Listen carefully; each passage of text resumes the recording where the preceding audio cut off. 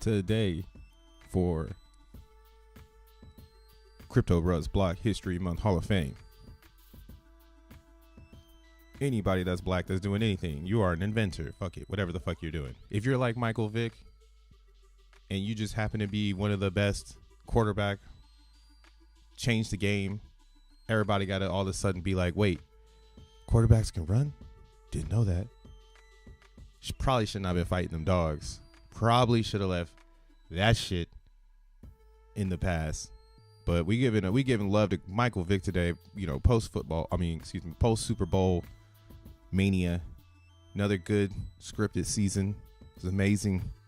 My team didn't do anything again, but at least we got the best colors in the motherfucking league. Let's fucking go Raiders. But yeah, shout out to Michael Vick. Hope all is well. He was on the cover of Madden this year, so I'm pretty sure he's doing all right. I'm sure he's doing okay. What's up, y'all? I see you see the title. You know what it is. We're just going to jump into it. I'll do some cadence. Hey, what's up, everybody? This your boy, Crypto Bruh, a.k.a. Mo World Peace, the DJ / producer. Coming back again with another video about some Zen crypto shit. I don't actually know what we're getting into nowadays. Every time I do more and more research to get closer and closer to what is it? I don't know what the fuck I'm getting close to, but pretty much seems every time the onion gets rid of another layer, it was something that was supposed to happen. And yeah, researching Zen crypto. Again, you get to see the overall cryptocurrency industry.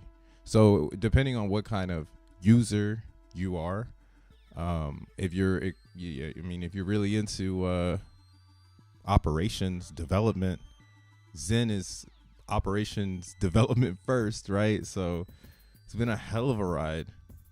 Research this weekend, getting me even closer to, I don't even know what the fuck is going on. So I was like, fuck it, I'm gonna go Popeyes, get some wings, watch this Super Bowl, and shout out Michael Vick tomorrow. Because there's layers to this shit. But let's talk about it. So, yes, sir. Got a tweet last night from Cypherius Prime. I like to call him C Prime. We got C Prime in the house. He came through. Basically said X1 XN short update with more details to come. COME, you nasty. Moon parties are 30-day auctions where you can get where you get to compete with Zen burn records for XN allocation. So we're gonna break this down real quick, and that's why the title says we're gonna decode the gray area. Cause what the fuck, Jack? Like, bro, just be like, everything comes out of his account is always missing every other thing that matters. It's just like a quick TLDR that is ambiguous as a motherfucker. Like every single time. It's like, damn, bro.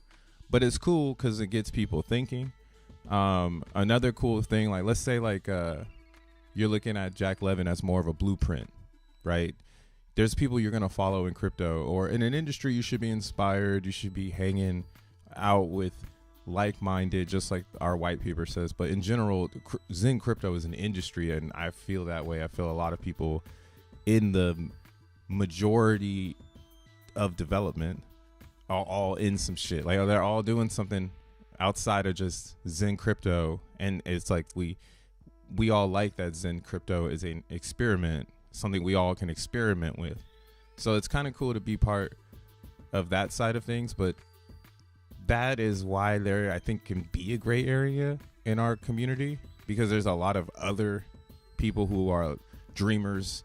You know, they bring a lot of imagination to the blur, to the TLDR, and that might help with the creative process, so things aren't so set in stone, and it's easier to mold, right? Like when you have a community leader that is more dictator vibes, right? Like Emin from Avalanche, like he's got a mission and a path, and it's like Avalanche as a community as well as a blockchain doesn't actually have that flexibility to be like X1 chain, where we can get something super duper gray, but at least it's the meat of what is to be expected, right? Everything else that you think is a gray area in a Jack 11 post is actually just you know, experimenting with what you would do with the information you're registering.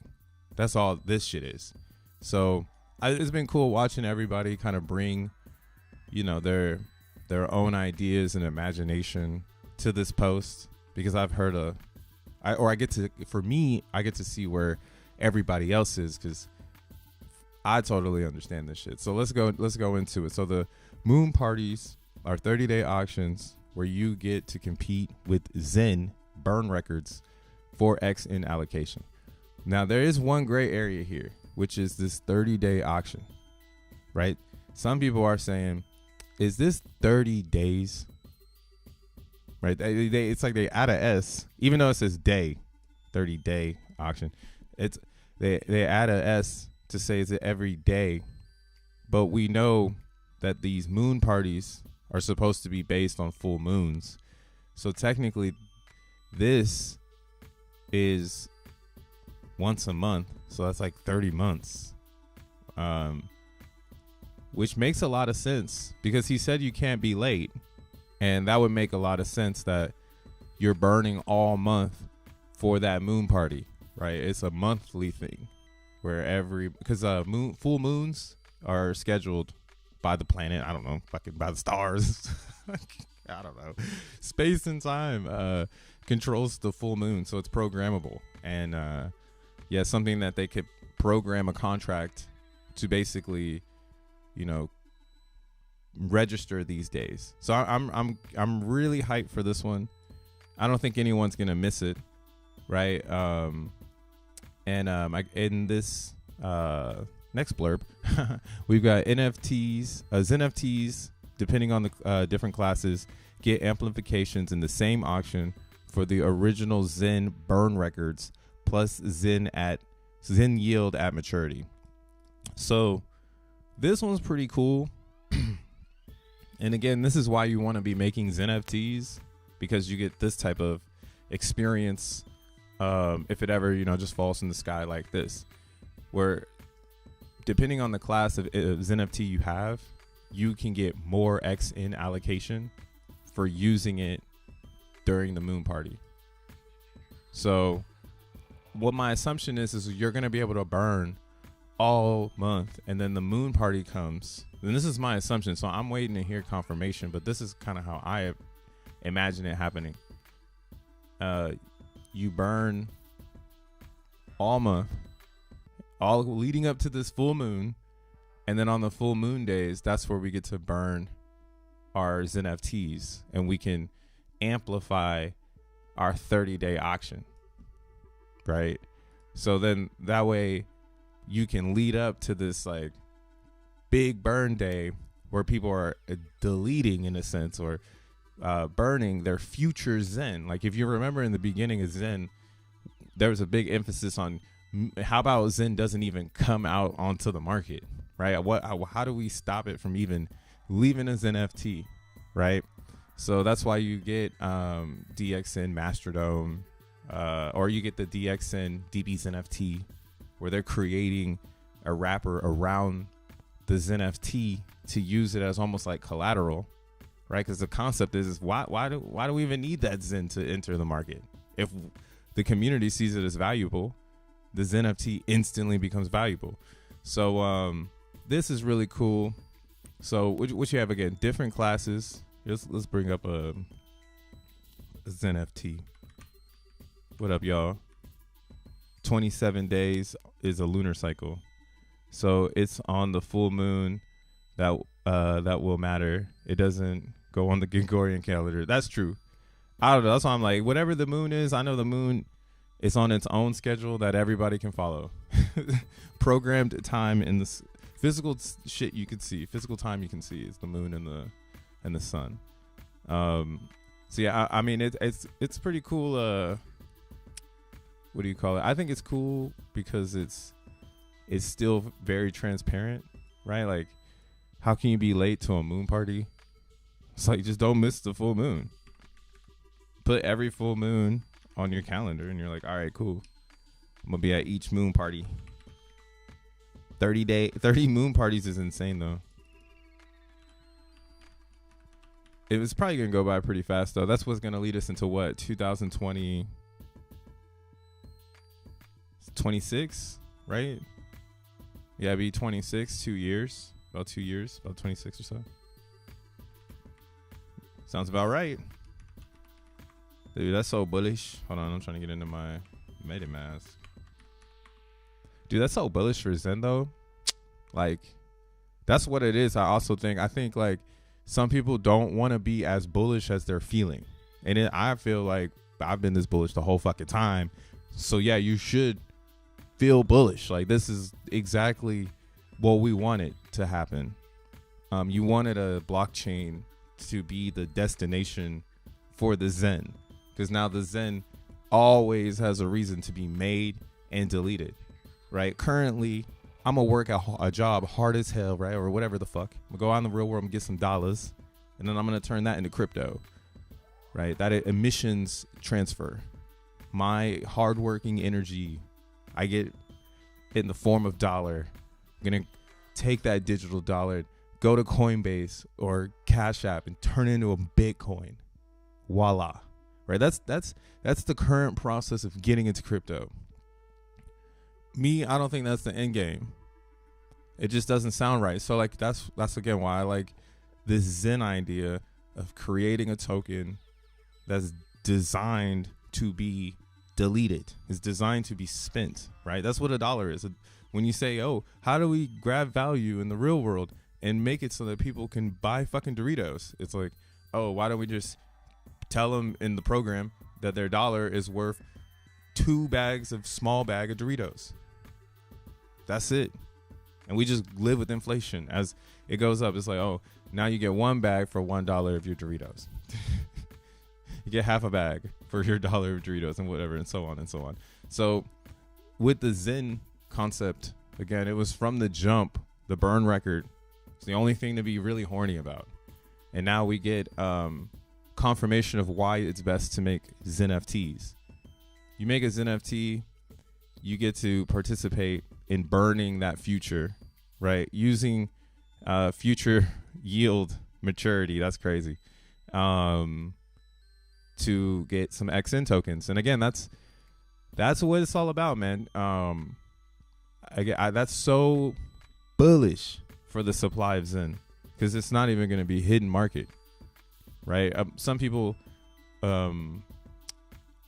might say, hey, this is still too expensive for me to make. But again, as more and more people build around the XenFT because it's fair crypto, there'll be more opportunities. Like, this is just like an unopened box that's within our ecosystem. So the different classes, that's to speak here on some levels. So in a XenFT, you have a categories, which is Apex, right? And then we have the limiteds, which I guess didn't switch to the year of the dragon. I guess I don't know what's going on with this. So maybe it might be a rabbit forever because it's the year it was made. They pivoted or some shit. I don't know. But this will get a specific amplification. So that's what he's trying to say. Like during the moon parties, you could take your XenFT and then you can, based on its class or category, it gets an amplification. So of course, if it's an Apex, you already burn Xen and it's an Apex. And if you were to burn that, then essentially you would be getting a lot of amplification because of how powerful the XenFT is. Whereas if you're just someone who's doing collectors, that's where the class definition comes in. Because yeah, you'll have rubies. Rubies is like, let's say I want to do 10 days. I'm going to get a ruby. We got opals, taps, tapoids. Oh, fuck it. I am not saying all these things. But you got all these little different gems leading up to a Xenterion, which is a max minted XenFT. It's the most possible via Muse, most possible time. So it's the most possible Xen possible. And again, this is why in the beginning a lot of people were mining this specific one because it is kind of like the top of the market. Like it's the most. And then the amount of time in it, that's really important because, you know, the longer the mint is, the more Xen that's going to be in it. The shorter the time, the less Xen, right? And that could be affecting maturity on these moon parties if you're trying to turn it up all the way. So, yeah, this is pretty gray, but it's because it's just super hyper focused for anyone who understands the XenFT. Like if you've been playing the XenFT game, you're jumping up and down for joy because you're like, fuck yeah. I got a lot of things. Like now it's like, cool, I've made all these XenFTs. I could just burn them. Like I don't even need to worry about cashing them out or taking the Xen out. If X1 chain is going to be exactly what the industry needs, right? The industry actually needs a robust chain running in parallel with Bitcoin and Ethereum, right? Right now we have too many chains that run parallel with ETH, but they're doing their own thing. So ETH is the only thing you could say that's really running parallel with ETH is a layer 2, like Optimism, Arbitrum, Base. Yeah, anything using ETH as the native on the layer 2, that shit is running parallel. So then that would be the same thing for Bitcoin layer 2s. Anything that's like not using Satoshis as the main net, you could basically say it's not running in parallel. It's not rolling back this data of activity on an L2 to the main chain, right? And that's what's special about X1 chain. We technically, I said this yesterday in Simple Spaces, but we are running parallel with Bitcoin, Ethereum. The two biggest ones, the two biggest databases in crypto, will be, you plug and play both sides if you like. So again, it does make a lot of sense for people to be looking at the XenFT as more of a transfer of economical energy rather than it just be, I'm a fan of Xen, right? This could be one of the best ways to enter X1 chain, especially if you do a full Xenterion and then instantly swap it for XN during this time frame. Right? There could be some ridiculous yield there because you're basically getting like a futures ticket on the value of Xen in the future. Right? So that's something this one's pretty fucking special, but if you're not in XenFTs because you've been in coin tools or mining vanilla, this one really doesn't speak to you. And again, that's why he put the moon parties on the top, because this is liquid Xen where you can burn all month. I mean, you always should be burning, but it's kind of crazy how they're like trying to get people to comprehend, and I can see it as well. There is people who do not burn, right? They need encouragement. So maybe these burn parties will build in the user behavior where it's like, oh, you shouldn't feel like you shouldn't be burning. Burning is like part of the Xen experience. is designed to be burned. So learning a strategy within your own of how you want to burn is an important part of your journey. And trust me, I bet people will sell how to burn Zen fucking master classes and all that other shit. And you'll probably buy it. Meanwhile, I'll just be sitting on a stack of supply. Straight up mastered this shit. Feel me? What up, Tekken? What up, Dang? What up, Lita? If someone has some. Does anybody pre-order a Soul Mobile? Oh, nah, I'll probably get the Zen one. Soul is that shit is such a Solana will always be here because it's got so much going for it.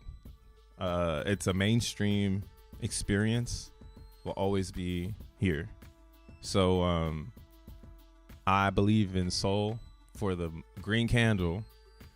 But I think X1 chain runs in parallel with crypto better than Soul. I think Soul is its own solo island. And I think that is the real race that we've been able to be like everyone's still a part of this race. You can join today too. Just start minting Zen. Hey. But yeah, all of these other chains are fucking gas because it's either you're on ETH, you're on Bitcoin, or you're running parallel with both. And if you, the farther and farther you take your community away from the Ethereum mainframe, and the farther you take your community away from Bitcoin, the further out you're saying you can build Mars. And it's cool. Go ahead, Elon. Build Mars, bro. We want that shit. We want to see it, actually, in this quantum space. My whole vocabulary is getting ready to change, bro. I'm reading too many papers that you're supposed to just be reading in college and shit. It's so backwards. So right now, it's such an amazing time to be alive. Like, if you're in your 30s and you're not still learning, I don't know how to help you. Find Zen. How about that? That shit will put the flame under your ass to start learning how to do something new. But yeah, so this continues on of what I mean by running parallel. There's a lot of this connection now. So native ETH coin will be used to buy and burn Zen with amplification in the same auction. So that's what I'm saying. This is a super great thing. It's all under the same auction. So it's all under the 30-day auctions, right? So what we have going on here is insert this native ETH idea, right? And it's going to be used to buy and burn Zen. So they made a chart just down here. You can scroll down a little bit. I kind of made the same chart, but mine wasn't very Xenified, so they ain't used my shit. But this is cool. But what we see here is XEN, right? Like I was saying I'll bring up mine in a little bit, but XEN is the hub. This is the blockchain, right? Everything else is just emissions to provide security to XN in a new way, right? Not a lot of blockchains approach security this way. And again, this security is similar to Bitcoin's security, where price is developed on difficulty, right? If you don't know how the real price of Bitcoin is made, you're behind in this race. And that's why I haven't talked about it yet, but yeah, BTC's over here pushing 50K a month, not a month because this is the shortest month. So we'll say 25 days before I was saying it's going to hit 50K, right? We got very close. We didn't actually touch it. So we got some hater shit going on. We want to see 52, 55 real confirmation numbers. I would say 50, 49, 51.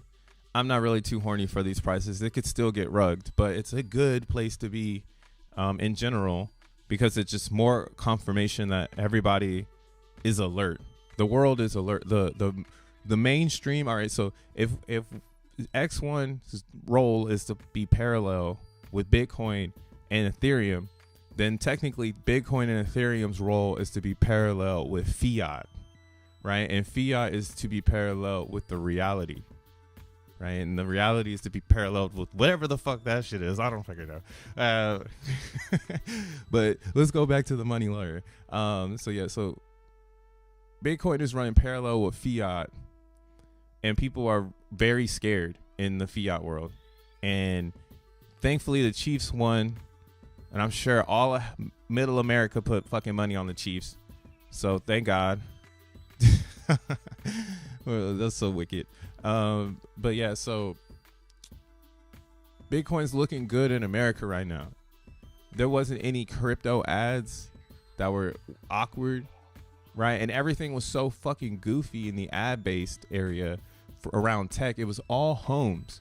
So I was starting to think like, hey, maybe the Super Bowl is a signal for what not to fucking get into. Because the year that crypto was all in the Super Bowl, you could technically say you don't want to be in crypto, in 22, right?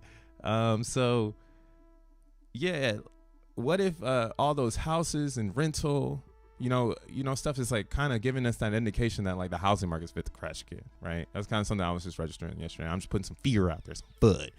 And again, that's healthy for my industry, my sector of investment, because it goes back to this idea that Bitcoin is a technology that is valued on creation, and that creation is based on difficulty. How difficult is it to make a Bitcoin, right? You have 21 million. They're scarce, right? Scarcity, digital gold. And now you have the mining operation in 2024 that is at least $2 million, right? That's like, what's $2 million in Bitcoins right now? How'd I get 2 mil? 40 Bs? You need 40 Bs. So you need 40 Bitcoins. And that doesn't really look that crazy when you really think about it, because the idea is you need 2 million to start. It's not you need 2 million forever.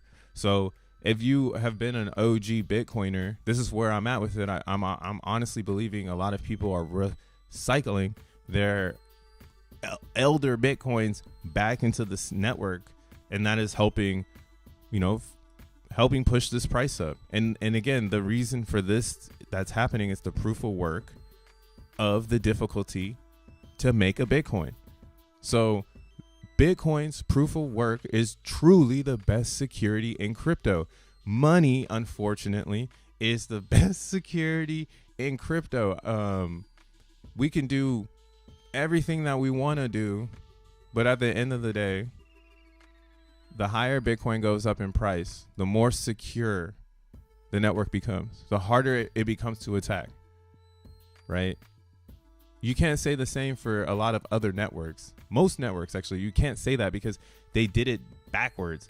Now, Ethereum is the second best example, because they pulled it off, right? They were proof of work, and they stored that work into the network by allowing people to stake 32 ETH to be part of the network, to keep hashing and getting some ETH.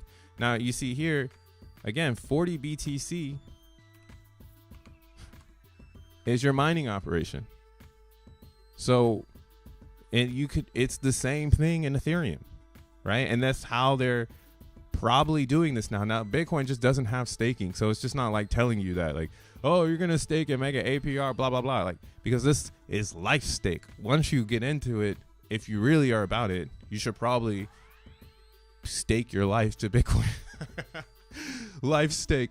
Now, you just want to, once you comprehend what's happening here, it's like, yeah, maybe you want to spend a lot of time in this industry so you can reap the benefits as it continues to grow, and more individuals come in, and then a mining operation is $10 million, right? What's 10 million today?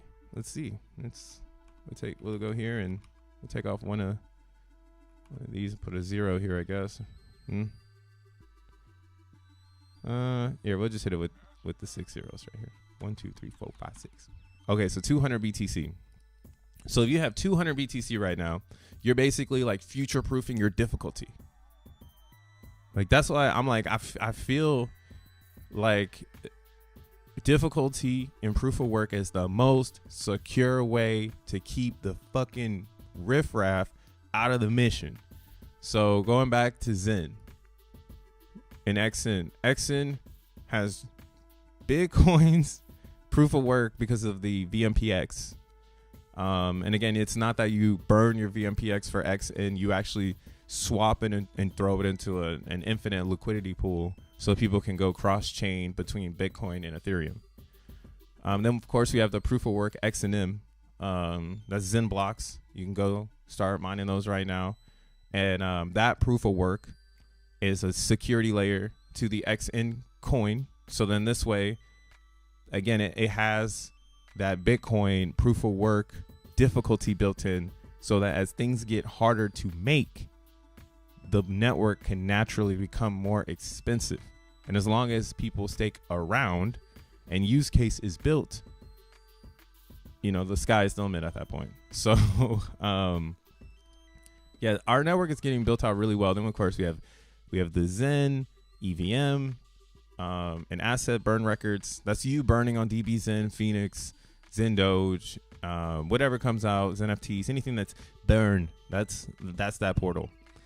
And then, of course, the native coin. So this is where this all started, right? It started talking about natives, and then I got super deep into difficulty, which is the best security. But native. So here we get kind of spicy with this because we have a buy and burn, right? There's two ways you could take your native. Think of all 12 EVMs right here in this native box. Whatever that is, that's what is going on here. You can do two routes with this bad boy. You can send it to a BNB, right? A buy and burn. So you can intensify your XN allocation through the smart contracts, right? I don't know how long this portal is going to be open, but this is a pretty fucking cool portal. Or you can send your native to a liquid staking contract that's similar to Lido. So Lido staking. So it's going to be something like this. STETH. Essentially, they're going to build like a liquid staking concept. It's not necessarily staking like Lido, right? Or Lido. Lido is built a pegged ETH coin so that you can stake ETH to a bigger entity to get yield in Ethereum as if you're staking 32 ETH, right? So if you don't have 32 Ethereum, you can basically swap your ETH into this STE or this stealth or STETH. You could just swap it over and then now you get yield for holding your ETH here instead of just in regular Ethereum, right? This is normal. I was doing this all last year until I fell the fuck off of it because I was like, this is stupid. Like, I don't want to talk about this. Fuck. Right. But why did it get stupid for crypto, bro? Bro, why did it get stupid? Because there's no reason for me to turn my ETH into this peg and just hold it here when I'm not like going hard on ETH. Like maybe if I have 5 ETH, 10 ETH, this will be a good storage unit for that Ethereum. But I'm not really in Ethereum right now trying to build camp like that. Like I'm not trying to build a tiki hut on fucking Ethereum with 10 Ethereum in this shit, right? So insert our concept, right? This is what they're talking about here when we go down one, and it says ETH liquid staking, LDI Lido style for staking ETH yield plus XN yield with liquidity token X ETH, right? So what does this mean? Why is this important, right? So it's essentially the same thing as this. It's a pegged version of Ethereum, right? So it's going to share the same price. Actually, when you look at the top right now, it was blowing my mind because I was like, damn, this motherfucker's really going to climb up here. People don't even believe in Wrap BTC no more. It's over. Wrap BTC is dead, bro. And it's nothing to the Wrap BTC, but it was a good answer in the past, but we don't need to wrap coins anymore. We have better technology now. We have faster computers. We have DAGs like X1, parallel running blockchains to perform these tasks that wrapped coins used to do, which was a storage unit, right? It's a locker. Go lock your BTC up with WBTC. They'll hold the custody of your Bitcoins, and you'll get issued a wrapped BTC, right? So that's old custody shit. What we're doing now is straight peg, smart contract peg. So that's why Stealth ETH has snuck up to the top. If you have not been paying attention in crypto, this thing really snuck up here because it's sharing market cap with Ethereum. Because again, some people are saying, hey, my ETH isn't being put to work on this, so I'll go ahead and just move my Ethereum into this, right? So in Zen, we're introducing the same concept, except you get XN yield that's coming from block rewards. So you're going to get ETH yield, which is also mind-blowing. So I'm really curious if it is going to be similar to, you know, a big pool of Zen, like it would be like a Zenian ETH pool that's going to show up and be competing against this corporate BC RAM staking pool, right? There's a lot of these pools that have come out based on Ethereum staking, but as you can see, I understand why they're using this as like the pointer of information, because it is exactly what the plan is. Like the plan is to build a big ass TLV, right? TLV stands for total value lock. And if you've never dove into anything, this is called DeFi Llama. It's a good website. Go to, you can see majority of the big brands here. Actually, this is pretty cool. They have Bitcoin now. That is crazy. Holy shit. Wow. Who are they doing? Oh, Merlin. Nice. Lightning Network. So they got some stuff here.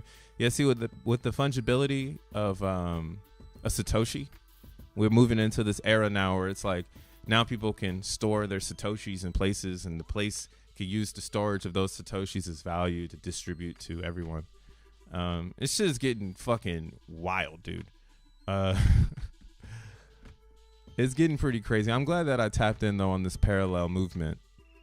And again, that's why I think Phantom was one of the best chains. I moved in over there. I've been mining Zen over there. I feel really good over there. But yeah, Phantom is a really good chain. And back to the TLV thing. So long story short, TLV is the best way to push a product, because when you get to the outside world, people don't care about the technology, right? We hear that all the time. But outside the degen space, it's not that people don't care about the technology. It's that they care about the TVL, and then the tech gets them excited. Because they don't give a fuck about your tech. But if you have TVL, all of a sudden they want to know, well, what's going on your chain? How did you get that, right? How did you get people to go there and lock up your TVL? Like here, let's look at oopsies. Like a good one would be like Sui. You can literally go to their X page right now. They're probably still pushing how much TVL they got.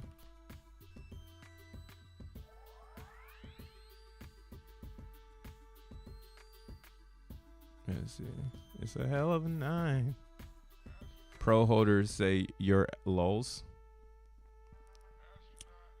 Professional bag holders. I'm a well professional bag holder. So let's see here. So this is Sui. Really good stuff going on. It's actually a really good blockchain. And again, the question always is going to arise, in my opinion, as someone who's, I guess, like in this shit, like where I'm looking at blockchain as a literal ledger that's going to last forever. So I get it, you know, foundation, you know, I see that type of stuff and I go, you know, ETH Foundation, you know. That's why I'm glad Fair Crypto doesn't have like to rock the foundation. It just kind of is there. But yeah, as from a brand standpoint in crypto, knowing it's all the same, nothing is different in crypto. That's another thing too you got to realize is all this shit is the same. It's just a different picture and a different brand name and a different CEO and a different Zensu. You know, it's everybody got a role, right? So it really does come down to the tech, because the tech will explain how fast I get information. Then TVL. A lot of places though, they push their TVL before the tech. You know, I think Sui did a good job. Let's see here, Pebble City. Okay, so they must be on their last leg right now if they pushing fucking casino games. Like, God damn, we gotta keep this TVL. What can we do? How much TVL they got? This is scary to me. Imagine if Zen Crypto on their Twitter just always had like summits or something, like, you know, just like they always had to bring people together to get ideas out. Like motherfuckers just wake up and just start throwing up ideas. But again, it's part of the creative process of the Zen world. And again, I think it's some blueprint shit any of us can take, create our own blockchain if we think we can harness that. Right? Yeah, see, they made this their own smart contract language called Move. But as someone who's grown up in the world of a lot of syntaxes coming out, I don't think it's smart to get too far away, because we're just getting started still. It's not like 200 years ago they made Linux. That shit was made like 30. I'm about to be 33. Yeah, so it was made the same year I was born. So it's about to be 33 years old. Like, it's still new. You know? So everybody always inventing some other language to try to bring in developers, I always think is a bad idea. Even Apple tried it and no one adapted Swift. So even Apple tried it. Now Google has Go, and Go actually seems to be flexible because of why it was created. So yeah, that's some nerdy shit. We can nerd out on that. But yeah, here, let's look at Sui. Oh, it's right here on the top.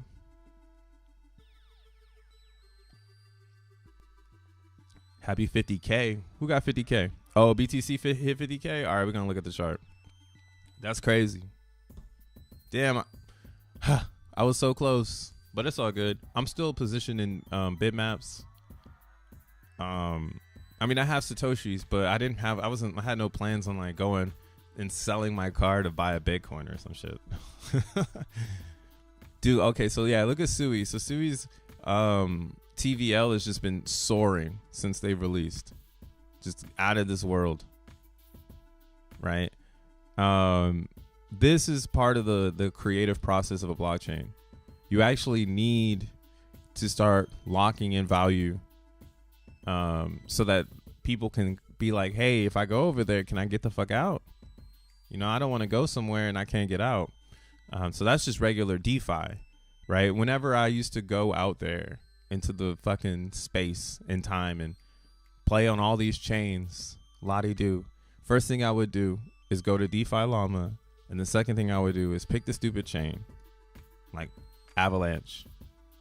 And then after I pick the stupid chain, I go over here, I look at the TVL, and I see what is the biggest one, right? And a lot of the times back in the day, I used to tell myself if it had more than one chain, it was questionable. Like the actual chain was questionable. So seeing one chain dApps with the largest TVL, it's like, okay, that's the liquidity. And that's kind of what I expect in X1. I'm expecting there to be one dApp that has all the TVL. And then I'm expecting other brands like an Aave, if the trading fees are well, to add X1 to their stack of blockchains, right? that would be the right progression that we would want to see. Like, we'd want to see Stargate add X1, right? That's an invitation to the ecosystem of the internet. I feel like if we wanted to compare that with something to put it on a scale, that's like Sui right now. Sui hasn't yet comprehended this popularity, and they don't have any leading DeFi protocols. I wonder why. Right, that's some stuff I'd be looking at, like, why not? If they have all this TVL, what are they waiting for? And maybe that's a discussion for, you know, the head honchos. I'm sure Jack Levin would have a fucking answer for that. He always says that these dudes that created this, they're good people, but they're not really people. So they're just very smart. They don't have good people skills. So that could be why we see that they don't have a leader here. Another example of this would be like Pulse Chain. Not to hate on Pulse Chain, but it's a good example so that you can make sure you're strapped with all the information. But yeah, that's why you don't see a top brand on Pulse Chain supporting it, because the chain itself needs to talk to the brands, right? Somebody from Pulse Chain needs to go to Aave and represent them. But then a lot of these centralized entities like an Aave, in my opinion, wouldn't pick up something, right? They ain't gonna pick up nothing that's not gonna have, like, you know, it's like branding. Like, you don't want to have somebody on the team who might go Dennis Rodman, you know? Maybe some brands do. I don't know, you know? But I'm sure that's why we don't see like Uniswap. Like, Uniswap is holding a certain idea here. And again, that's why I'm pro Curve Finance is another one of these DeFi chain events. And what's fucked up too about crypto, when you really get into it, this is a whole 60 minutes episode if you really want to get into why do these large DeFi programs control all the fucking TVL, right? This is pretty deep shit though. Like, again, why I'm so hyped. I can what we're doing right here. Look at see the gray area that Jack's talking about. You gotta be in crypto to understand and why it's really cool. But the problem is you don't want to use stable coins. I think somebody actually asked him that.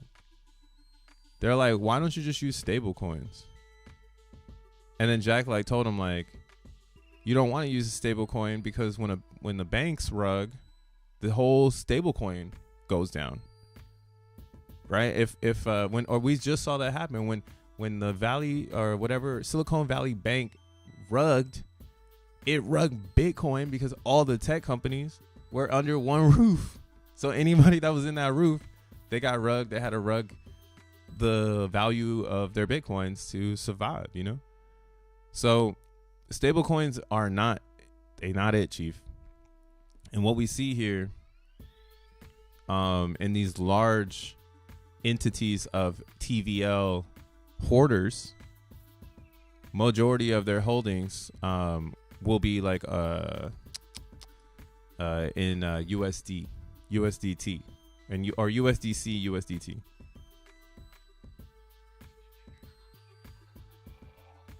I wish I had the actual fucking chart. I don't have it up though.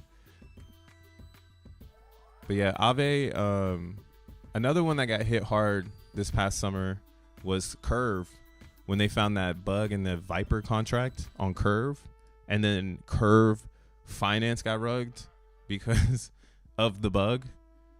And these are like things that we still need to address in crypto and DeFi. Like, how do we not get rugged when Curve Finance gets rugged, right? And this is all going back to this problem that's a bigger problem in itself, which is, why is all of crypto's TVL locked up in all of these corporatized concepts, right? Like, you can't even trade Hex on Uniswap, but Uniswap's number 10 and they control the world, right? So this is a lot deeper than just build liquidity. And I'm happy that it's attached to Xen, because now people can ask themselves, well, hey, if I want XN tokens, right? If I want XN tokens, but I don't really know about the Zen thing. Like, I don't really know what the fuck they got going on. I still love Ethereum. Vitalik's my guy. You know, now, you know, Emin's my guy. I still own AVAX. I can't let him go, you know. This is their pool. This is the get a taste pool, right? Stake over here, get some XN tokens to join the party. Like, you don't have to sell your favorite chain. You could simply just provide that coin, and and all we're doing is we're just using that native coin's value to support our chain, you know. And if the native coin doesn't like that, I guess, you know, maybe they censor the contract or something stupid, right? Like, that's the real FUD there, where it's like, oh, ETH doesn't like this, so they blackball us or some shit. Oh, you know, Avalanche doesn't like this because it's taking Avalanche out of circulation for the main people, right? He means like, oh shit, 70% of Avalanche is going into the liquid staking pool on this X1 thing. It's like stealing all of our liquidity, and now we're like obligated to fuck with it. How, you know, like, it's like the inscription thing. So this is powerful. I already have a strategy in place for this, but I gotta see what I'm gonna do, because this right here, native coin box, bro, just put DX in there. It's like, yo, just get you some DXN, stake it, right? Wait for everybody to start fighting over DXN again. Or, I mean, you can just stake it and forget about it, and then use that DXN right here. Or use the rewards from that DXN in this particular area, right? You can just stake the ETH and keep it, or you can burn it for Zen in one click. You don't have to pay double transaction of buying Zen with that ETH, burning Zen. You know, you could just one swoopity doopity, right? So this is a very powerful fucking side, man. And I'm excited. I'm fucking excited. Share your strategy. I'm lazy. Everyone's fucking lazy in crypto. God damn. Are you doing Xenify? I haven't really kept up with it. Again, Zen world is moving, bro. So I like Xenify. I think it's very important for people to keep challenging DeFi and changing DeFi. But at the same time, I just don't have time. It's hella hard to keep up with everything they got going on, you know? Like, now they got something else called like Alexis, and that goes back to the Alexis. I don't know. I think it's called Alexis. But I'm not hating on their delivery, because people should deliver how they like. And this is crypto. There's always humans ready to receive. So I think they're delivering excellently. They put the term in tech is what is this shit? Why am I to market? Why am I blanking on the product part? Push product. The product push product push. I'm saying it one way or the wrong way. Yeah, they push product to market very well, and that I think is going to be special. So I'm excited to see them on X1. I think X1 will be a perfect playground for a lot of these dApps, and that's kind of why I'm keeping my mind more. Yeah, I'm keeping my mind under the cloud of X1 is going to be XYZ, so that I can vision the best dApps. And we have a lot of really good ones, but a lot of them, I still see them now as just a middle time app. You know, it's like I saw this thing about like can openers, right? And can openers, they've changed since like the 1950s. They've been so different, because they've just become such a simple kitchen appliance that over time it's just refined itself to a couple pieces of metal and some plastic, right? So my assumption here is we're just refining as we go, and eventually it's just going to be XN, and that's why like we need all this extra stuff so people can feel comfortable with entering our network. I'm already fucking, so you don't need to tell me anymore. I'm like, yeah, I need to have as much as this black part as possible. Black History Month. Everything else is just a game. You know, that's why it's like, oh, okay, Xenify is great. How are they going to keep innovating? Because that pools got me holding Xenify. And Xenify would be another one for this. But again, see, the problem with Xenify now in this scenario, and why I didn't say them instead of, and I said DXN, is because they're not on all our native chains. So this would only work for BNB with Xenify, because on BNB you're getting more BNB, so you can bring that to this arrangement and start to have fun with which way you're trying to go, right? But if I'm on ETH, on Ethereum or Arbitrum or Base, right, I'm gonna have to, or if my ETH is on Arbitrum, I'm gonna need to pay gas fees to go back home. So that's the only thing that's kind of the friction there. You know, gas fees back to the mainframe so you can participate in this. That kind of is some friction. So we'd love to see their answer to lessen that friction. But again, that's why I'm saying Xenify will be amazing on X1 chain, so I don't have to think about that shit. Right? I'm just getting XN coins. I'm like, all right, cool. Are you going to post what?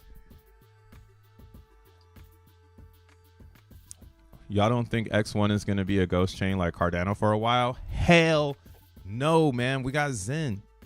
The hardest thing. Okay, so this is why, again, hell no. Hell no. So again, there's queues here. Like if you're missing the queue, there's a reason why this came last. We got information about staking or liquidity a long time ago. I wish I had the document so I could bring it up. I was looking for it, but I couldn't find it.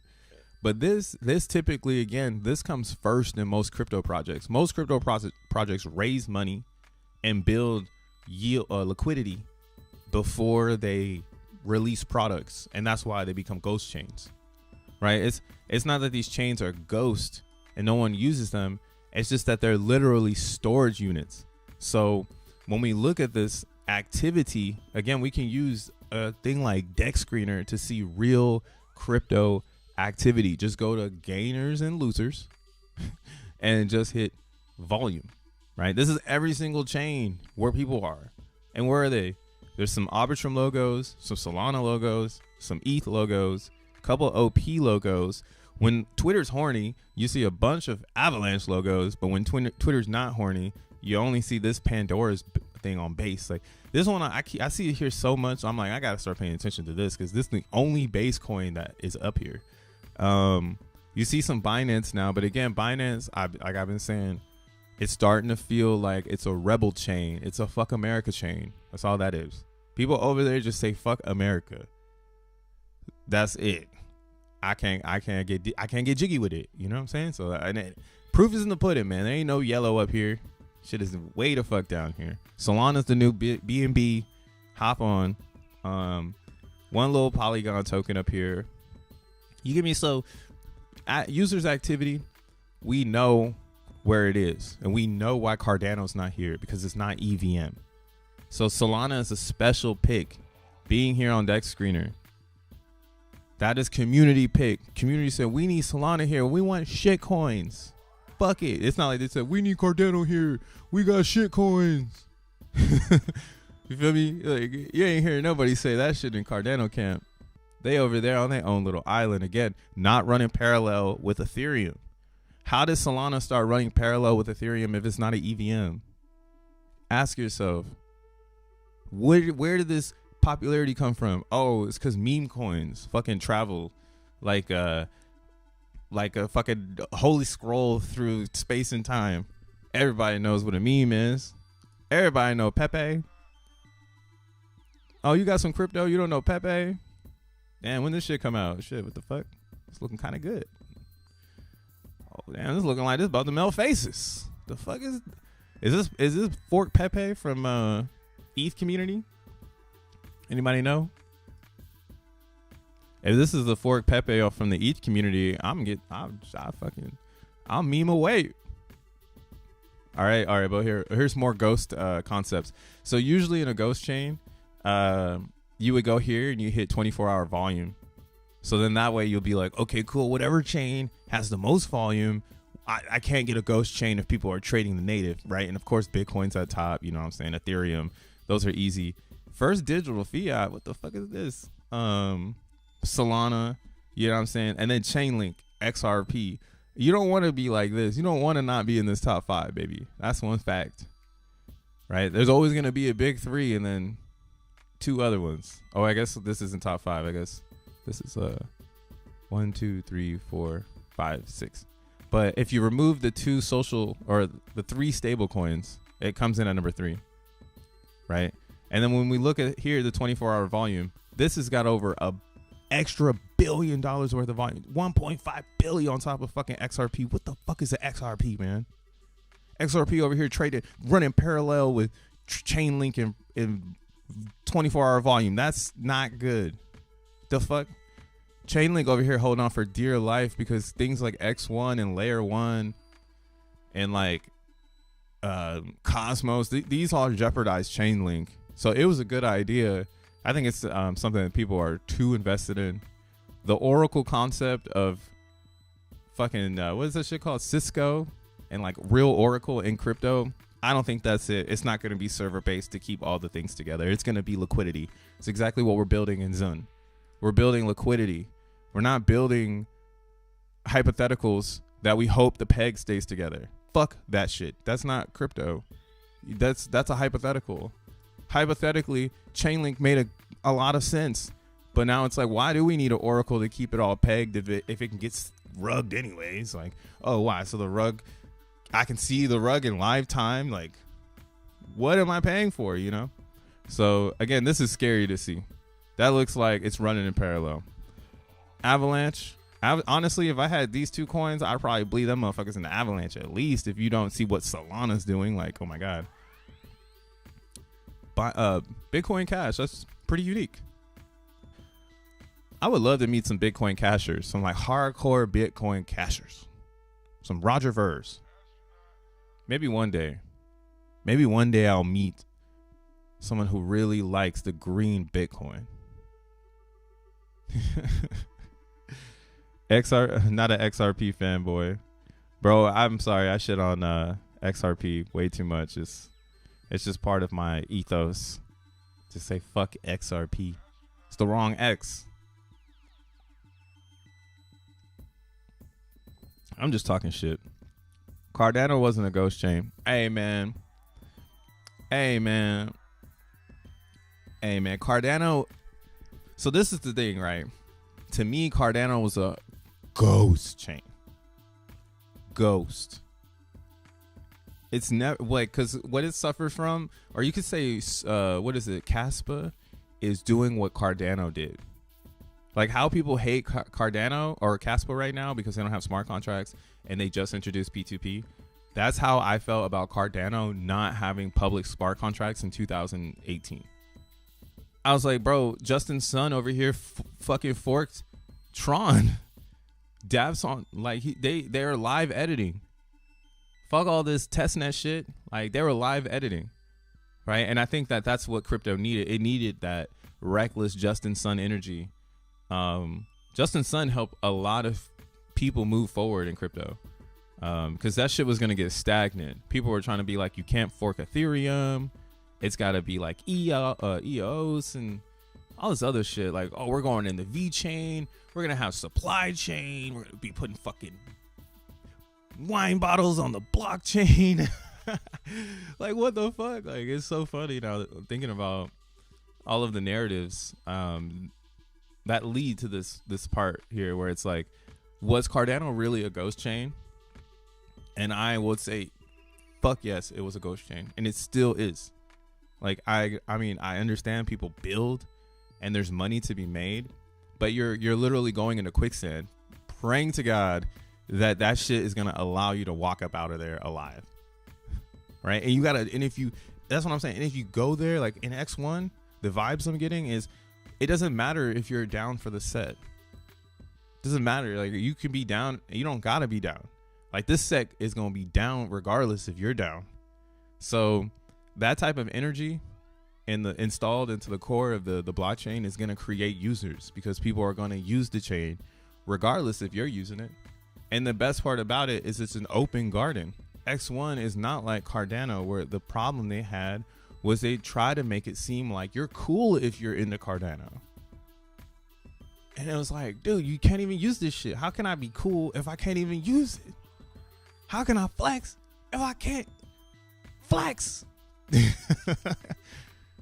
Right? So that's that's why Solana's doing so well right now. People can buy some Solana from Coinbase, port it over, and they can start flexing. Right? You still can't really do that with XRP. Fuck is a chain link. Avalanche had it, man. Avalanche had it. Too much meta though. We put too much emphasis on this. I think it's the red thing. We should have known something was bad with the red. I forget where I learned about the color concept, but yeah, this should have probably been blue, like a chain link, like a USDC. But that red, that was a bad color choice, right? Now I'm like, that's why I'm like, Optimism. I think Optimism did it right with the way that they chose their red logo. They can like fall into the background, right? Operations, red operations. You know, air. That's how I see red, air. So yeah, this Avalanche, man, I'm sad. But Cardano coming in, still 445 million, right next to Sui. Sui trying to jump over them. Near protocol. And that's what I'm trying to say though. Like all of these are the same things. The question is what is it running? Is it running Nakamoto consensus or is it running a DAC? That's really why I ask nowadays in the data structure side, because that's the difference between blockchain now. We have these blockchains like a Bitcoin and an Ethereum that run in a chain, right? Using the time server, one after the other comes a block. You want to get inside of that motherfucker, right? But that's just, you want to get inside that motherfucker means competition, battle at the front door, fight club. Right, it's always gonna be Fight Club here, and that's okay. So, looking outside of the box of where the Fight Club is, we are looking at these parallel data structure chains, right? Using new databases to make transactions work better, right? So Solana has the same idea. Theirs though, and the reason why their network goes down is because their chain, if you want to say congestion, is based on the nodes. So it's similar to Bitcoin and Ethereum, where the Nakamoto consensus is about the more you have, the more you get. But the difference is the votes are on one server, and it could take one bad server out of all the servers to bring the network down. And that's kind of why like Jack was putting a fire under their ass, because it is true Solana is low-key advertising that they're finished, but really they're in beta and they're live testing. It's a mainnet beta that everyone is using, and essentially they're what we were talking about was kind of funny. It applies to this is like AI, right? AI is still not like human, where I can eat a mushroom and hallucinate, right? AI doesn't have drugs to think different. It's live, right? And it can get stuck. And that's the problem with Solana's node operation right now. It doesn't have room for hallucination. It doesn't have room to go down. Yeah, that's why again, X1 chain is coming out the right time in this technology of what is a blockchain. What is this idea of running in parallel? Right? Avalanche had a really good take on it with their 3 different chains. But again, I think the problem with Avalanche and the idea or the approach to parallel blockchain is that the activity is on the main chain. Nobody gives a fuck about the other 3. Only businesses would. Right? Only a business cares about the P chain. Right? Only Amazon cares about the X chain. But majority of the users are going to be on the C chain, right? That's the security layer That's where the money is. So I don't think Avalanche actually solved anything. They just split up parallel, or they split up a blockchain under one chain, but still have the still slaves to the Nakamoto consensus of competition per block went on one singular chain called the C chain. Mindfuck. Cardano. It's like that Drake shit. Drake? Cardano? We talking about Cardano? And they fell out the gate. That's what I'm saying. The Cardano suffered hard when they did not do those smart contracts. They can't come back from that. That's why it's like, yo, if you're really into Caspa, there's no way they're gonna come back from this. They can't. This is the part of the rollout. You can't fuck this part up. Once you fuck this part up, no one trusts you. The car broke down on the family trip. Fuck that car. We need a new one. All right. So what my thought is that this is gonna keep doing something because no one knows that X1 exists, and it's perfect for us because when XENM enters the game and you can discover it and you see there's more to this, right? It's a security layer to the X1 chain, right? If you want smart contracts, just turn your XENM into XN and then go and explore the world, right? Caspa is there doing old marketing. You literally are stuck in 2018 if you fucking believe in this shit. Ghost dag. Bitch, that's just a parallel blockchain. There ain't nothing special. Oh yeah, they use the word Nakamoto consensus. I learned that this word is a cypherpunk word from the man himself, Jack Levin.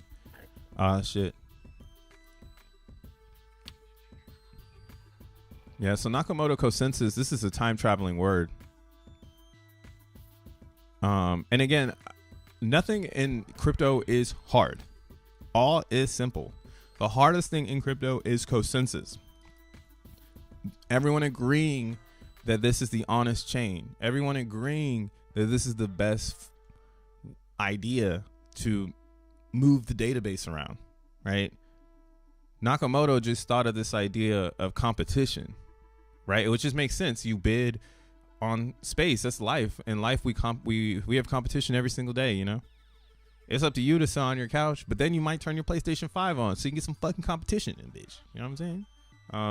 So yeah, consensus is competition and everyone coming together and saying this is fair. So this particular consensus and block structure, which makes a blockchain, is not the one for mass adoption.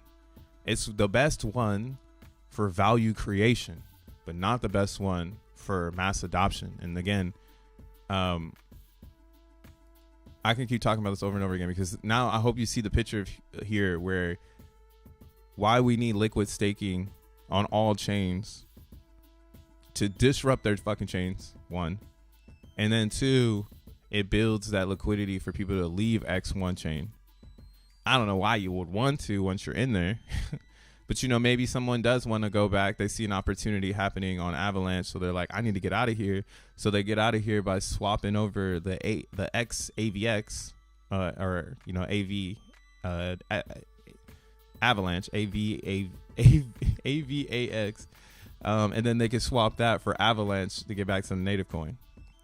Right. So this is almost going to act as like a way for bridging to happen. Right. So the fun thing is, too, who's to say that this liquid token won't have a burning feature or something? So then that way we can store the coin away. That's the hardest thing in LP DeFi right now is the rug. The rug usually comes because the coin that's staked has a point of failure. So when you can address that, which is by taking that coin and making a vault of coins that can't be taken yet only used as staking or only used as that bridge liquidity, right? VMPX is that. That is actually a way to solve the liquidity issue of the rug. You just need like crypto users to actually get rid of the coin. right? And that, I mean, that's where the game starts. It's like, well, how do we get people to get rid of the coin, right? And that's why VMPX is pretty cool, because it's a Bitcoin asset and an Ethereum asset, where on both sides of the blockchain, maybe people will lock these things away, right? And already people are asking themselves like, yo, am I going to just stake my VMPX, or am I going to swap it, right? And when you do the swap auction between the two, between the VMPX and the XN, you lock that VMPX away forever. It's not like it's burned. It gets put into a liquidity place where people can swap back and forth. Now, you would probably ask yourself like, okay, well, what if I run into an issue where there's no liquidity, right? Someone came and magically took it all away. I would say that's impossible, because if it's locked away in a smart contract where the smart contract's immutable and there's no exits on it, then technically the contract would stop you from swapping because there's not enough coins. So then that's where the death of the chain would be. The death of this would be people not providing liquidity, not swapping VMPX for XN. You know, this would be fun too, because it's like, well, people have these ETH coins. What if there's a game that comes out that burns those coins or sends those coins to a dead address? Essentially, every native coin would be going into a storage locker owned by ETH. It's like a whole new approach to liquidity. The game, though, again, is going to be seeing if crypto users are willing to spin this liquidity token. I mean, there's a lot of different yield things that come from here. This is 2019 Binance chain bullshit. Fuck. And that's what could happen. We could see X1 go live and all these farms show up, and then people are just getting rugged for their liquidity coins. So yeah, proceed with caution, bro. That's a fact. Damn, I've been going in explaining this shit for a whole hour. Fuck. I just realized it. Jesus, did I even finish this? Oh, okay. Additionally, all related Zen metaverse tokens such as VMPX and other launched by Fair Crypto Foundation will participate with appropriate amplifiers. Awesome. But yeah, man, that's pretty much how I interpret all those gray areas. Right? It's all pretty self-explanatory over here. XeNFTs, right? Whatever mode of XeNFT you have, depending on that, you get, again, amplification. Wow, Zen stakes, thank God. I need to get the fucking rid of those. I might get rid of some. But yeah, we taking that shit, we burning it. And it's also really cool that Fair Crypto, because, right, the game is to get rid of the Zen. So I'm very pleased to see that it says Zen yield at maturity. That's awesome, because that means that you get the full bag of your Zen. So for instance, like this one here, it says I'm getting like 312 now, right? That's the estimated right now. I gotta wait. So this is where the game, okay, so there's a game in the game right now. So I just thought of this. DXN, for instance, they use the Zen at the point of that day. So this is probably going to do the same thing, where the longer you wait, actually, the longer you hold this NFT, the more Zen it will create. So technically, you would want to wait until this is at maturity before you burn it in a moon party, because then you get the most, right? And that's why, like, again, a lot of people might misinterpret this and rush and then start making a bunch of NFTs just to burn. And then next thing you know, they're actually not allowing the Zen to accumulate in the VMUs so they can get the most, right? The most Zen. So there will be that game that's also built into this. Yeah, let's check out Mastronome real quick. Check it out. Thoughts on X1? What's up, Maxim? Actually, I haven't really been paying too much attention to that one, but it's been cooking. It's been cooking.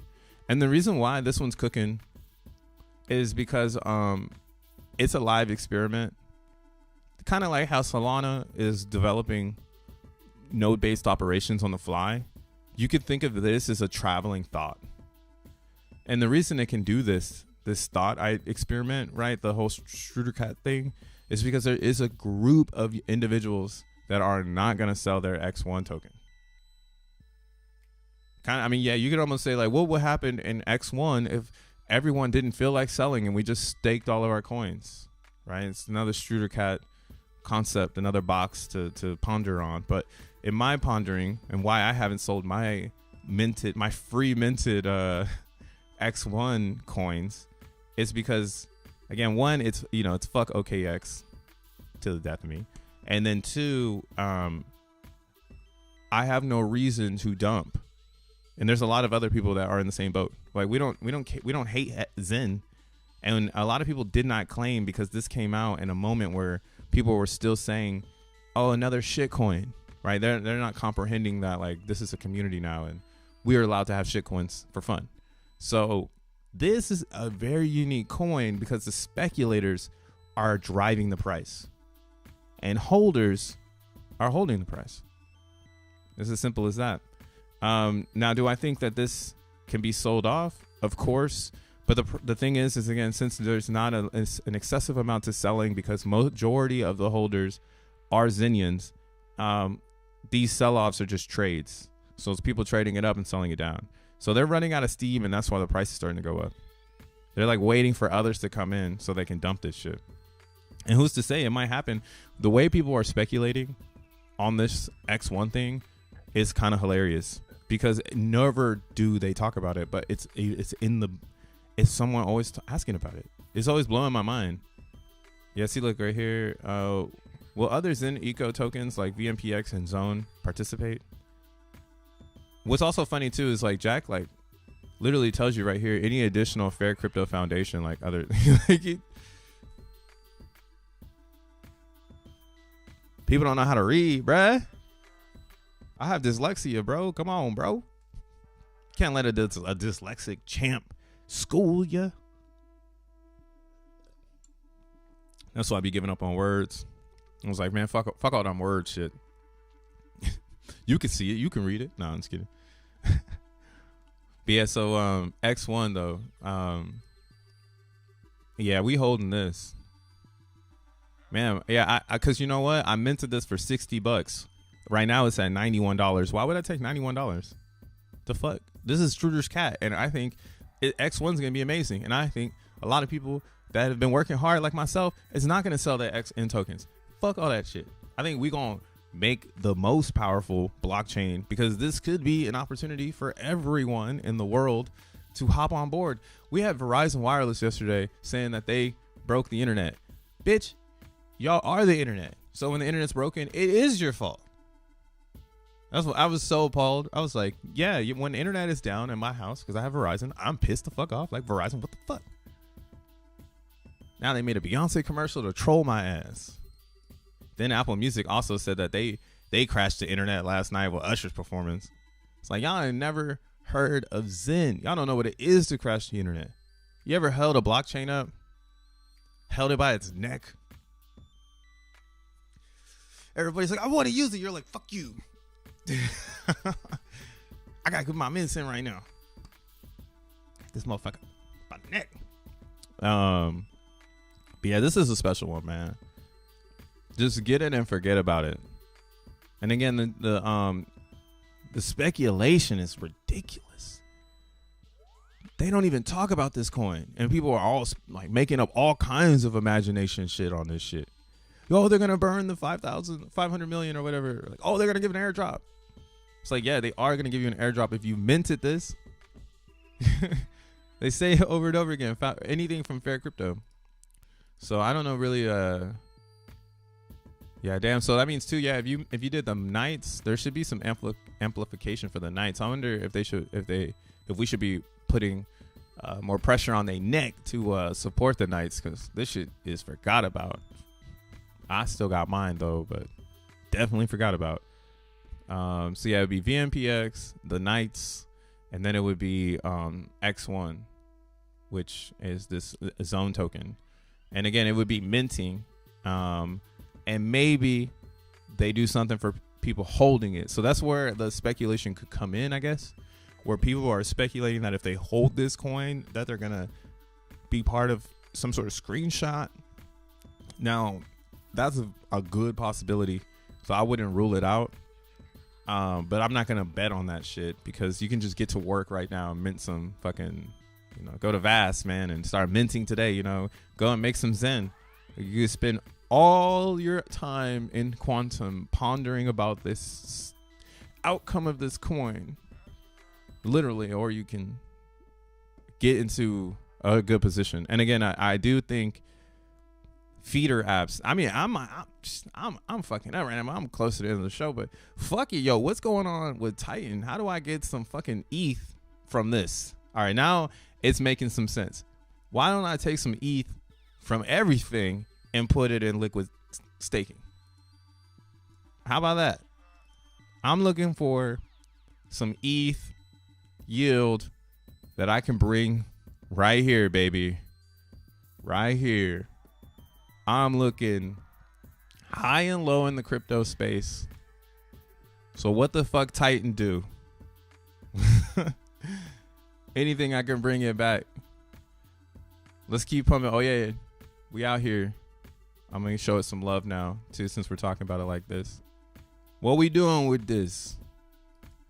Can we get it any higher? I need some pulse chain. I'm trying to be a liquidity provider over there. Let's fucking go. Yeah, that's actually facts. It's like now, okay, I'm inspired to play games and shit. Because again, my whole theory on this crypto stuff is I ain't got time for no fucking games, man. I ain't got time to keep playing games with grown ass adults. And that's why I've been looking to stay in parallel. Maybe I haven't been able to articulate it until this moment, where it's like, now that I understand a DAG and how X1 is running in parallel so that the data structure can register, everything as fast as possible. And there's no real better tech right now than the DAG. There's nothing really outside of the DAG.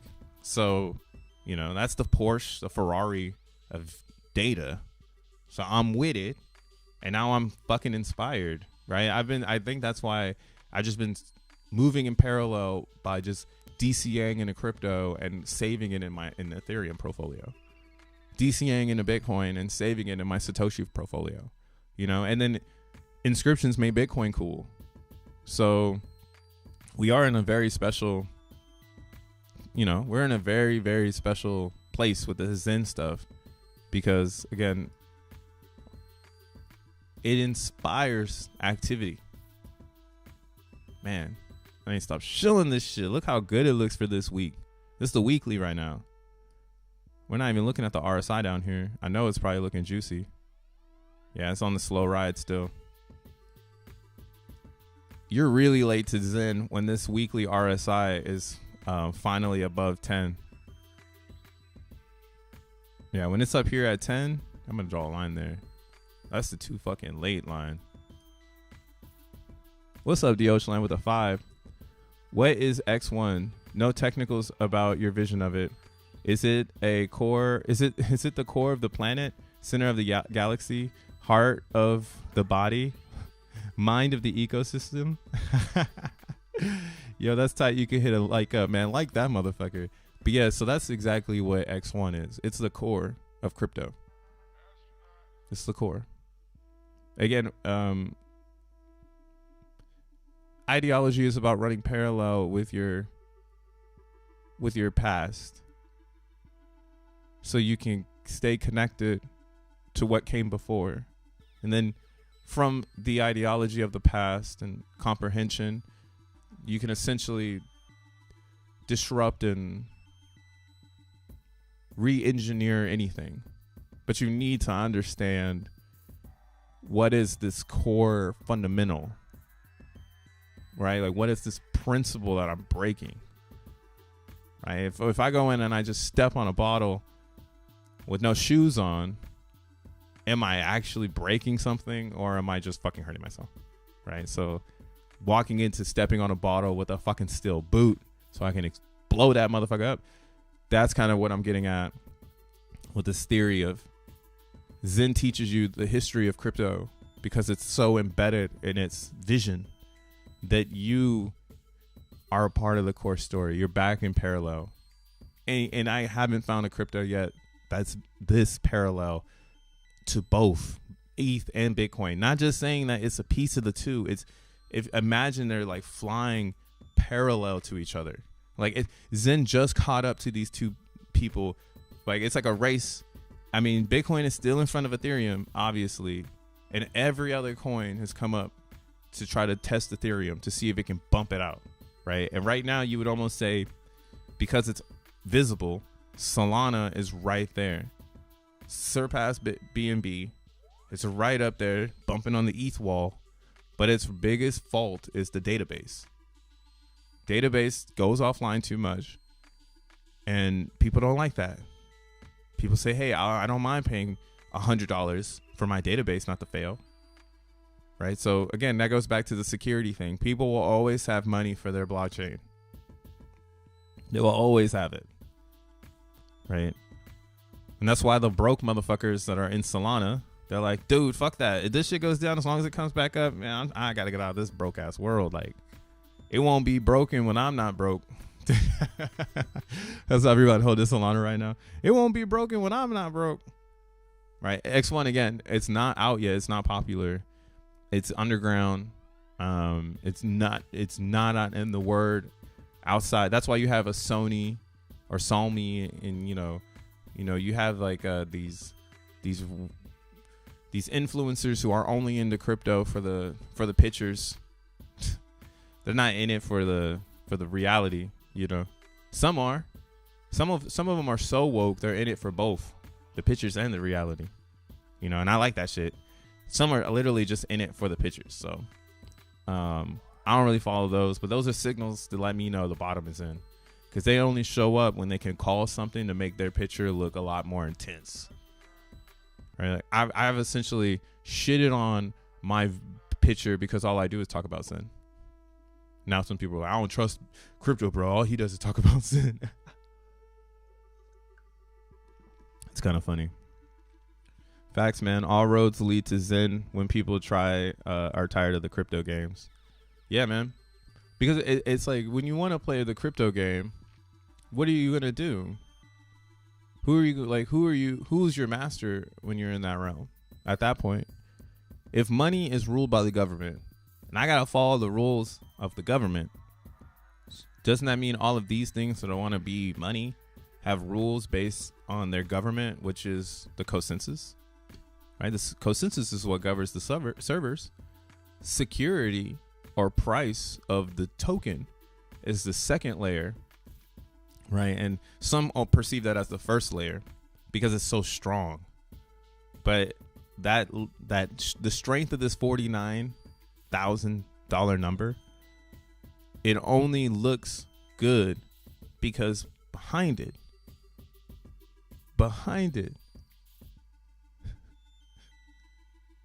is the actual community.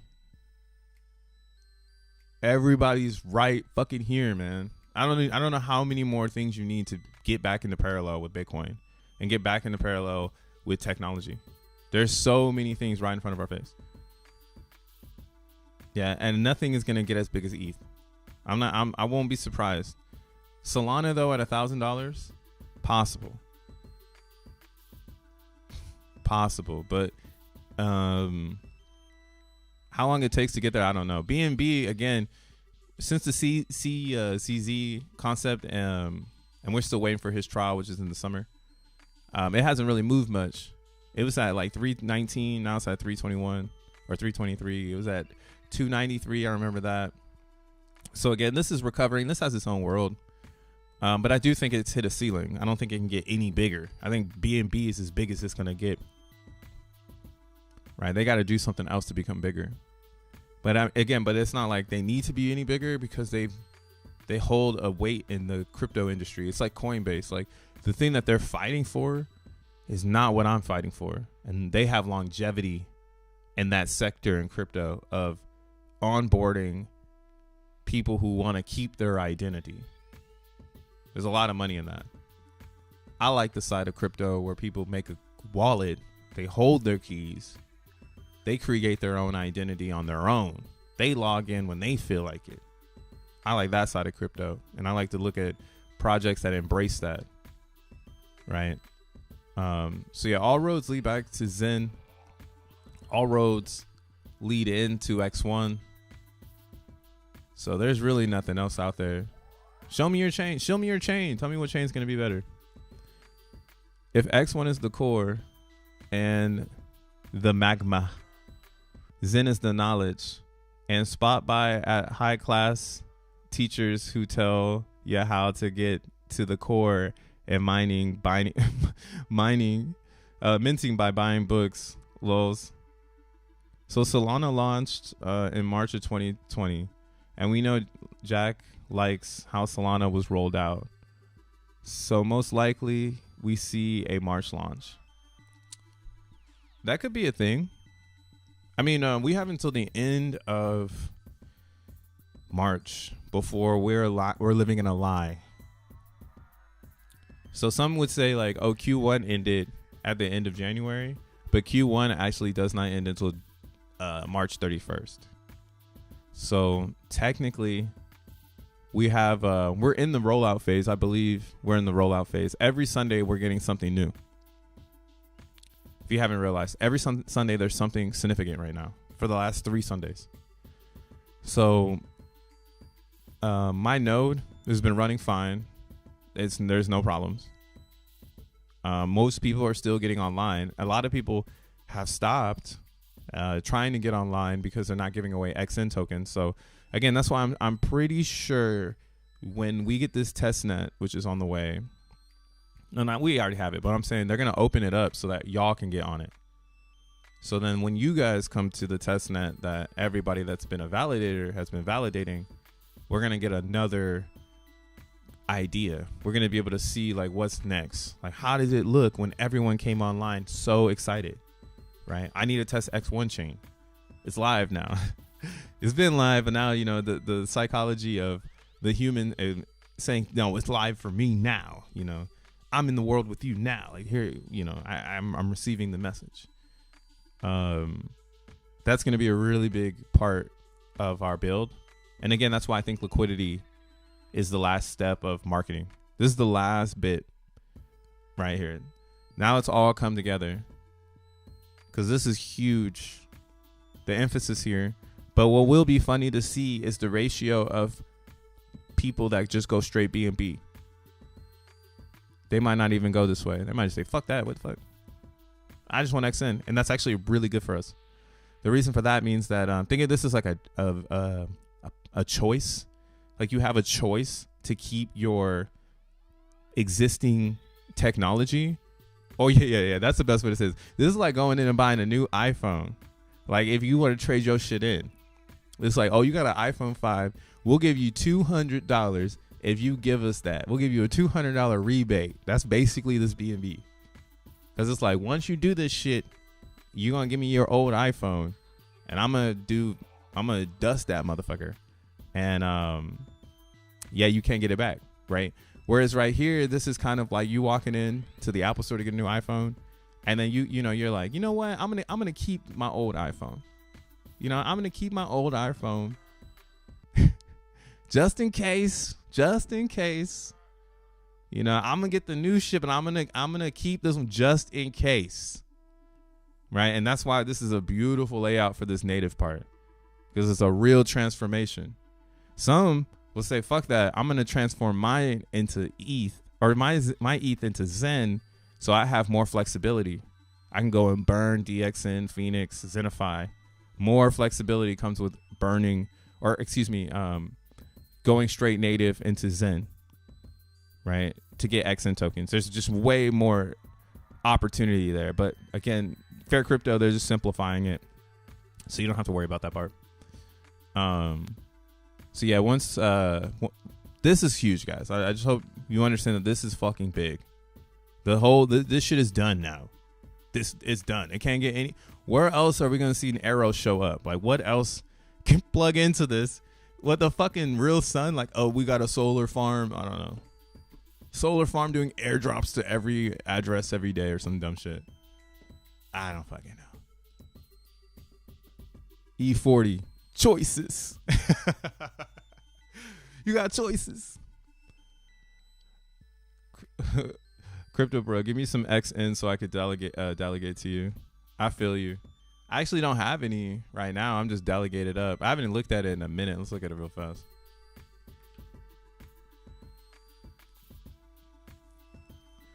Liquidity attack whales. Man, those whales that try to attack this though, I think they're gonna go long. I think, or the best, or at least from my knowledge of crypto, if I was a whale and I had like 50K, actually, this whale game is a lot bigger though. These are people with millions of dollars. This isn't gonna be like I have $50,000. I need to put it somewhere. Like if you have $50,000 in this ecosystem, the way it's being built out, it almost feels like you're just another person with $50,000. Right? Some people are gonna put 50,000 into mining. Some people are gonna put 50,000 into Zen. Some people are literally gonna come with 50,000 into X1. So this idea that all this value is being captured from all these different angles, technically, our real whales will be $1 million customers, right? And that's why, again, I think Jack just built this out perfectly to invite bigger players, and they don't have to have that risk of, well, what happens when those broke ass motherfuckers need to get some money out? Am I the only rich motherfucker holding this motherfucker up? That seems to be everybody's problem when it get down to the sticky icky. Like, am I the only rich motherfucker left? Looking around and shit, like, damn, all the rich people left.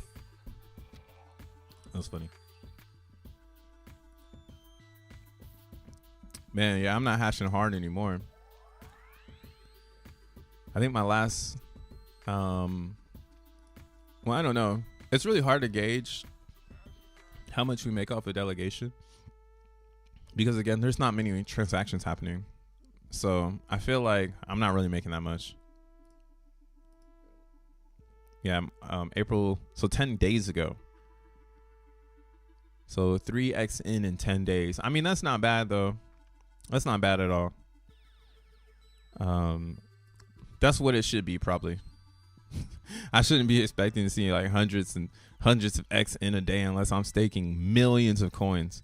But again, some people don't know this about the tokenomics of the XN token, but the reason why the team can build all these emission pieces is because XN going to these areas are all gonna be block rewards. So as the network works, it's gonna create rewards. That's where the new XN comes from. Now the thing is Jack addressed this. He was like, hey, how do we not be like Solana and have an infinite coin, right? We want X1 or XN to stay roughly pegged to about 1 billion coins. So what we can see right now here in the staking area, we can see that the total supply has created 2 million extra coins.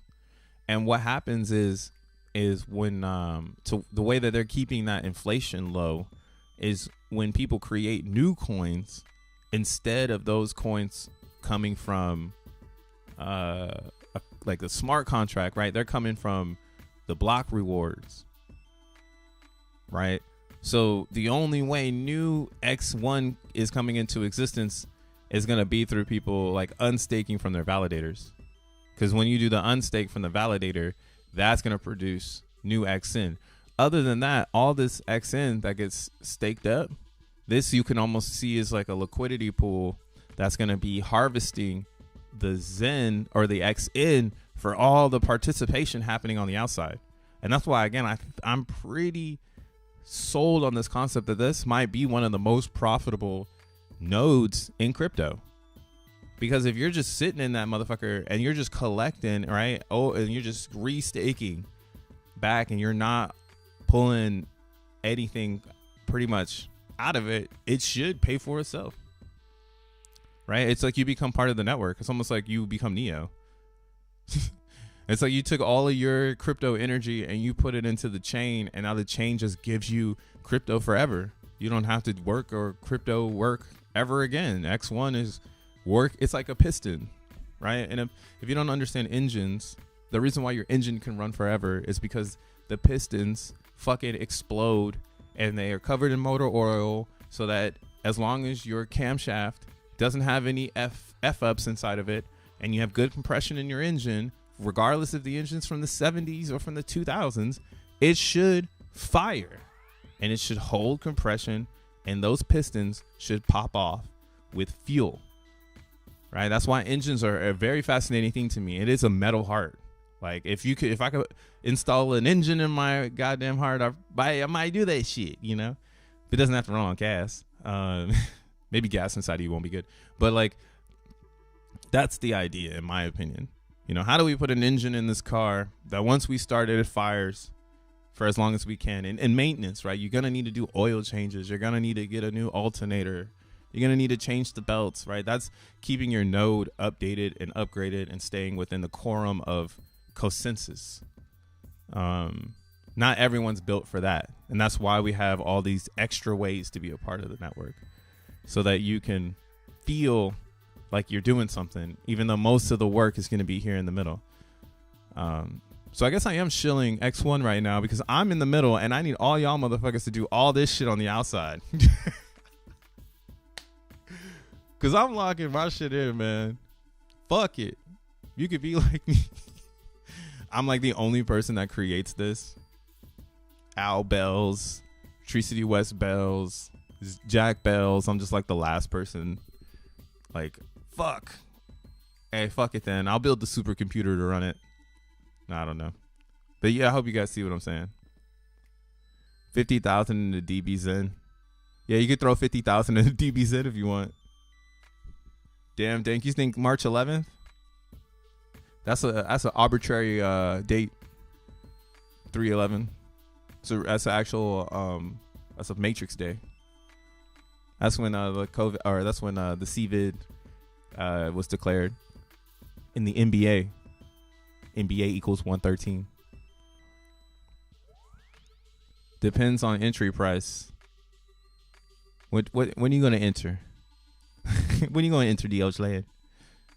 Makes sense. So XN gets created, but it's backed by actual value versus creating it from thin air. Exactly. So yeah, it's like, because everyone doing the work right now, making the Zen, and then now that we're making the XNM, we're essentially, we've built the network already. We've built the value.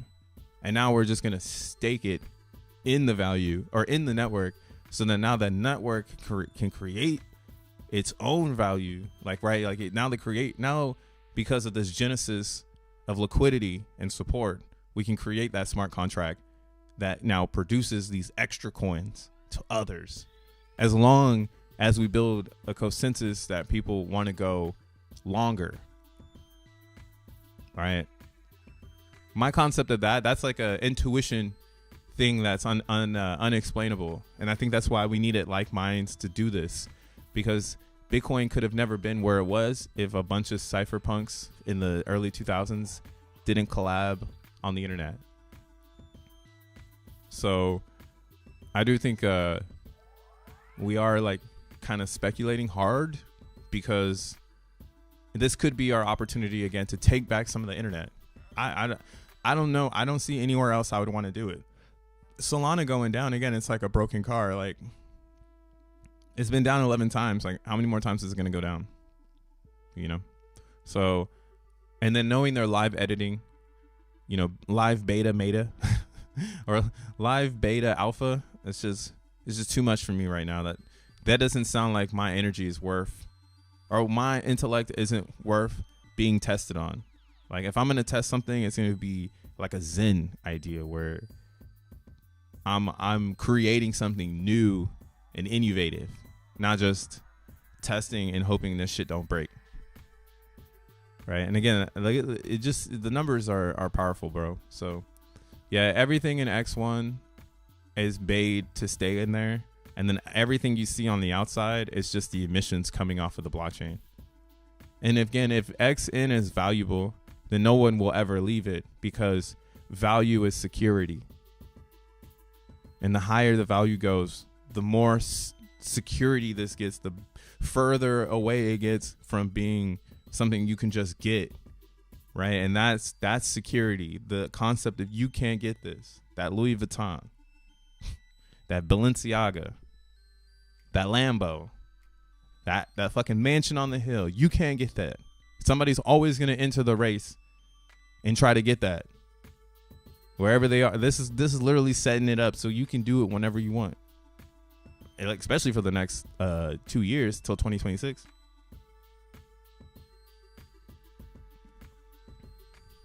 So can't be late. The only way to be late is to give up right now. To be this deep in the game and then give up right now. Like, damn, you about to be late as a motherfucker when you come back.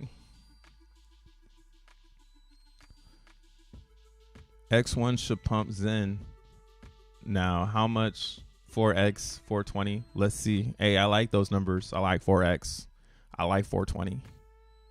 Fed will increase. Fed will cease making new loans as scheduled.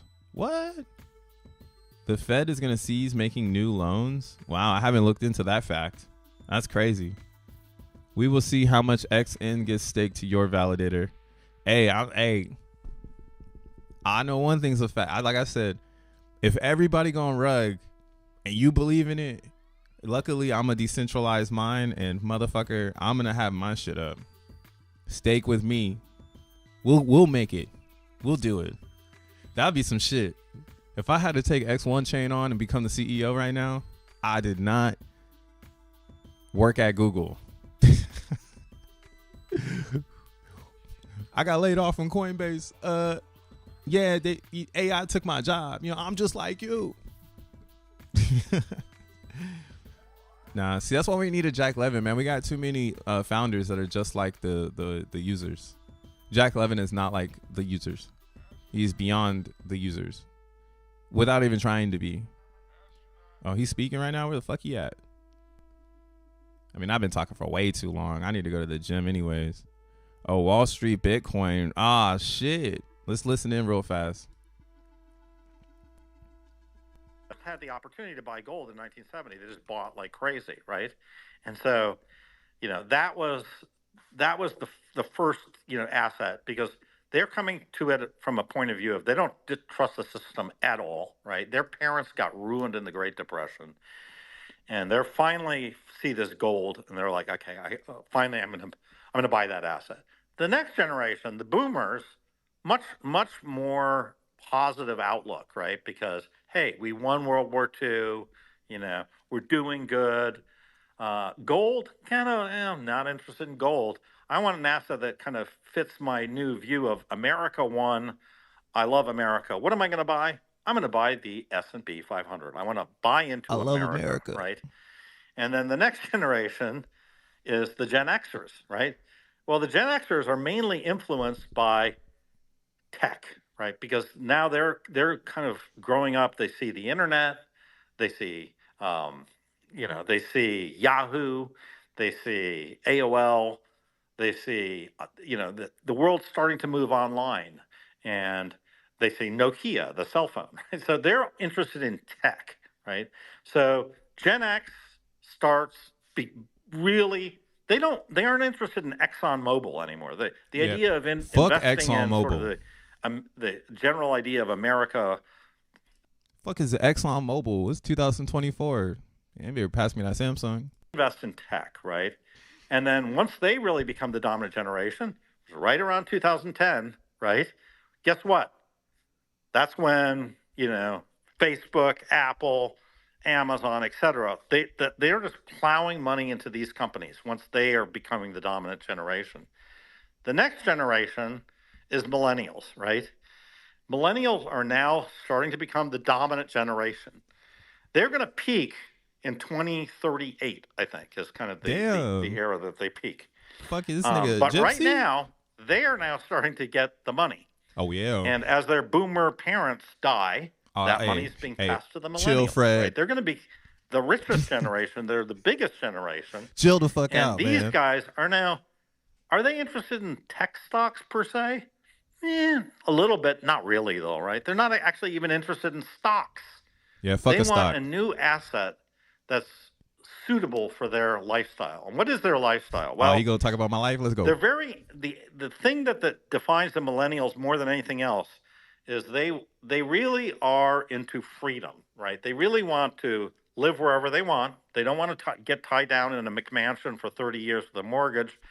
They may want to take a year off and go to Thailand. They may want to work I from see some home. Xenians in Thailand. So they have all these Shout out things to that they Execute. want to do that that they want a lifestyle that's very loose, right? My niggas And loose. they absolutely don't want a portfolio manager, Freedom. and they don't want a Schwab Freedom. account or any Freedom. of these things. So if you think about them, crypto in general as a broader asset class is perfect for the millennials. And within that asset class, Bitcoin is a very simple, great story for them. Great, I'll put my money in Bitcoin as opposed to I'll put my money in the S&P 500. So I totally buy into that story, this demographic story. And when Tom explained it to me, Bitcoin was at 5,000, and I was like, you know what, Tom, you are right. It's like I need to start buying some Bitcoin. And so I think that was the thing that really, for me, kind of like turned the switch. You know, it basically said, you know, that sort of said, okay, great. You've been playing around with Bitcoin, but here, this is actually probably the best idea you've ever heard, and you were sitting on it for the last 4 years, you know, and now you need to take it seriously. So that's what happened to me. I don't know what.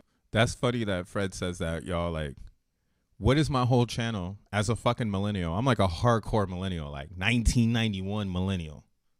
So I'm pissed, and I'm mad that they pre-predicted this shit. But that's how it goes, you know. It's the quantum realm. You catch up to yourself later on. Let's keep listening in. Early to this thing. Let's get somebody else here. I do have one more question for you, real quick. Sure. Do you see any of the ETFs switching to taking you right there on the crust? You're on the cheesy crust, as opposed to cash create? Not soon. Not soon. So I'm in the middle of the pizza. Soon. It's fucking hot in here. From my discussion, look, I'm not the super expert on this, but I talked to the Bloomberg guys, and they don't think it's happening soon. So, look, I think we should consider ourselves very lucky that we got this ETF in the form that we got it. It's great. Look, we got it, and it's probably not going to change that much in the next 2 years. So it is what it is, but it's good enough, right? It's good enough. We don't need anything substantially different than that. Anybody else want to? Let's see. Painted Wolf. You want to weigh in? Yes, thank you very much. Can you hear me? We can hear you. Excellent. I just wanted to get your opinion on what we'd say on the exchanges for people who want to purchase Bitcoin individually and put it into their own self-custody versus people who are going to take, I guess, the simpler way out going in through the ETF. Do you see or do you foresee a supply issue on the exchanges after the halving? Do you think that's funny? That's funny. He's asking this guy about supply issues. How the fuck can you have supply issues, my G? It's either you got it or you don't. It's either if you got it, it's the price. If you don't got it, it's a higher price. I don't know. Let's listen to what Fred says. Adoption and the regular person decides that they want to make that purchase. Do you think that they're going to experience liquidity or supply issues on exchanges? Short answer, no. I think these exchanges, there's a lot of coins on exchanges still, right? So there's 1.8 million Bitcoin that's sitting on an exchanges right now. So I don't think there's any. I think you're going to be, the price is going to go up, so you're going to be buying it a higher. What the fuck did I just say? This shit is it's all the same, bro. Everything about it, it's fine. Do it. I mean, it's fine. I'm mainly on self-custody. All right. I now own some of the ETFs. But I definitely think self-custody is fine. But there could be a liquidity crunch coming. there could be I definitely. Why is he asking about liquidity crunch? That means higher prices, bro. I'm actually believe that could happen, right?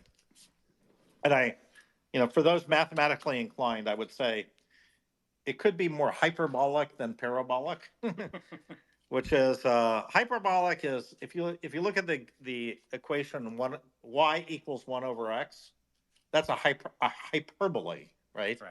Because at x equals 0, the number y is equal to infinity. 1 over 0 is equal to infinity, right? So basically, you could see a situation where the amount of liquidity dries up on the exchanges to such an extent that we just kind of almost get to a singularity, and like there is no sellers. That would not be good for Bitcoin price, because I think usually once you get into those kind of hockey stick hyperboles, that's when the thing just completely crashes. So I don't think we should hope for that. No, not Fred just mid smack. A thing where Bitcoin goes to 500,000, then crashes to 10,000. That would not be good, right? This is funny. Yeah. I mean, okay, if y'all want to go listen to this, it's live right now. I'm about to get the fuck out of here. I've been streaming for 2 hours. I got to go to the gym. And Fred is just talking crypto to a bunch of people who are noobo. So, yeah, make sure you hit the like button on your way out. We'll be back tomorrow. We'll keep exploring the quantum realm of Zen, making sure that we are not only on top of this shit, but it's integrated in our next move. And we'll see what happens next, bro. But till tomorrow, peace.